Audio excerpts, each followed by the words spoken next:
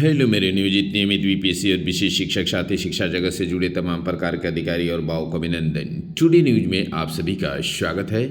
मेरे चैनल को पहली बार विजिट कर रहे होंगे तो मेरे चैनल को सब्सक्राइब कर लीजिएगा।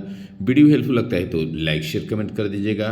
खबरें विस्तार से भी होगी। और फ्रेंड्स, ये आपका अपना चैनल है। आप अपने चैनल पर जो है मुद्दे या किसी बिंदु या किसी पॉइंट पर बात करना चाहते हैं या उठवाना चाहते हैं, हमारे चैनल पर अपनी बात को प्लेटफॉर्म पर रखना चाहते हैं तो कमेंट बॉक्स में ज़रूर लिखिएगा, हम उसे उठाने का काम करेंगे। तो आइए देखते हैं क्या कुछ निकल कर के आ रहा है आज शिक्षा जगत और शिक्षा विभाग से प्रमुख हलचल। देखते हैं क्या कुछ अपडेट है। सबसे पहले विशेष शिक्षकों का नवंबर वेतन और 1.20 लाख एरियर के साथ भुगतान अपडेट।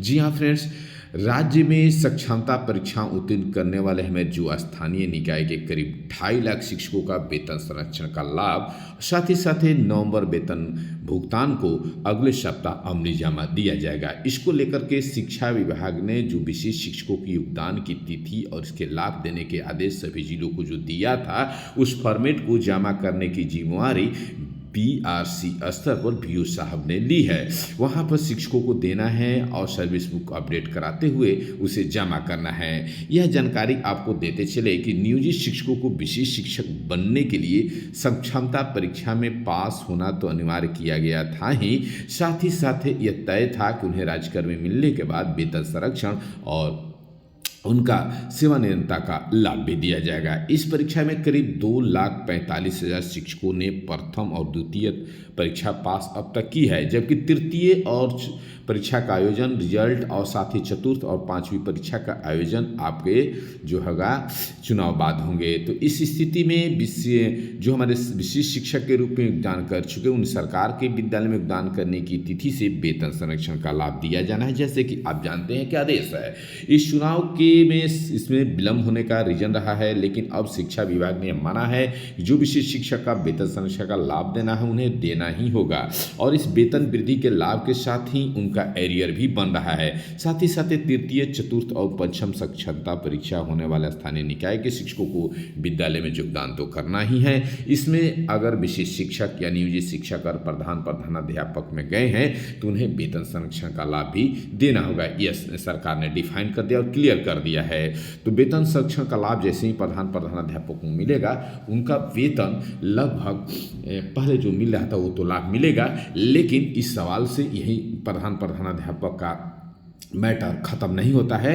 प्रधानाध्यापक जो एचएम है उनका वेतन संरक्षण से लाभ से तो ज़्यादा इफेक्ट नहीं पड़ेगा, लेकिन प्रधान के वेतन संरक्षण नहीं मिलने के बावजूद भी उन पर लाभ का जो है प्रभाव पड़ने वाला है। इसलिए ऐसा माना जा रहा है कि प्रधान का जो है वेतन वृद्धि करना ही पड़ेगा, तभी जाकर के जो वेतन विसंगति उत्पन्न हो रही है वो दूर हो सकता है। इसके लिए शिक्षा विभाग लगातार संज्ञान लिए हुए हैं और शिक्षक भी उस पर संज्ञान लिए हुए हैं। हमारे शिक्षक नेता भी उस पर लगे हुए हैं।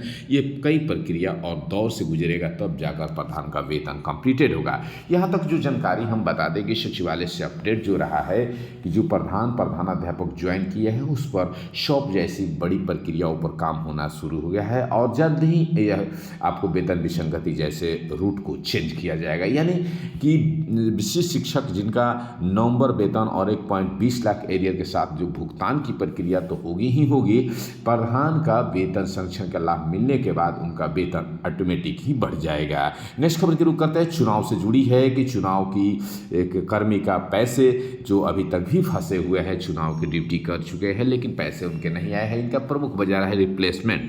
जिस चुनाव कर्मी का रिप्लेसमेंट हुआ है या कुछ ऐसे चुनाव कर्मी है जो ड्यूटी लगा था पैसा नहीं आए हैं, तो उनका खाता अपना चेक कराना होगा, डीबीटी जैसे प्रक्रियाओं से गुजरना होगा। साथ ही बहुत से ऐसे चुनाव कर्मी रहे जिनको पैसा नहीं मिला, जैसे कि पर्दा ड्यूटी में लगे, कुछ मोबाइल रखने में ड्यूटी लगे। तो सही जो हमारे कह सकते हैं चुनावी प्रक्रिया के हिस्सा रहे हमारे चुनाव कर्मी, उनको ये पैसा मिलना ही चाहिए, लेकिन वेट करना होगा। जिनका रिप्लेसमेंट करके ड्यूटी लगा था उनका पैसा मिल ही जाएगा। वही फ्रेंड्स बताते चले कि आने वाले नवंबर वेतन भुगतान दिसंबर में जो होगी उसमें बीपीएससी एसएससी जीओबी की तीनों प्रक्रियाओं में जो एचआरए और डीए पर हम बात करें तो पोजीशन कुछ अच्छी नहीं रही है। जी हाँ, एचआरए डीए पर बात करें तो आप 50% पर भुगतान करते नजर आए हमारे जो अधिकारी आला अधिकारी है लगातार अनाउंसमेंट आपके HRMS ऑनबोर्डिंग पर दिखाता रहा कि 58% पर भुगतान हो गए, लेकिन ये शिक्षा विभाग में जो HRMS ऑनबोर्डिंग पर भुगतान करते नजर आए जो जिला से पदाधिकारी है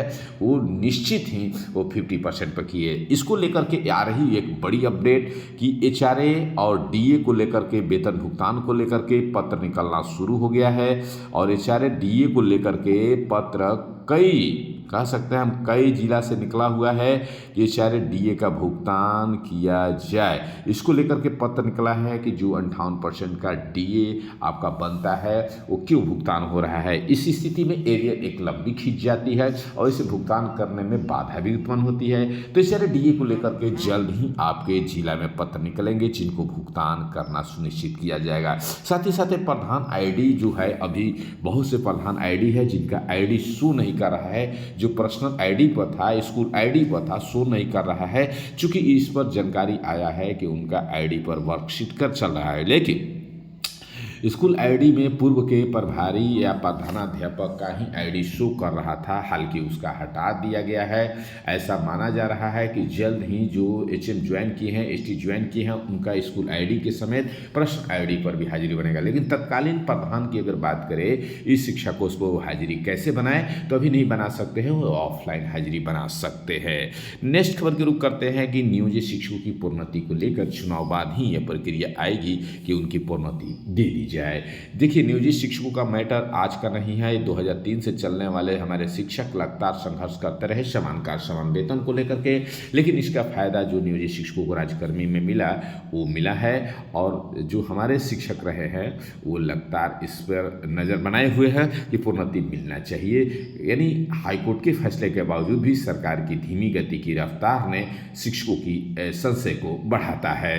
कह रहा है कि अनिवार्य रूप से प्रशिक्षित होंगे सभी प्रारंभिक विद्यालयों के शिक्षक।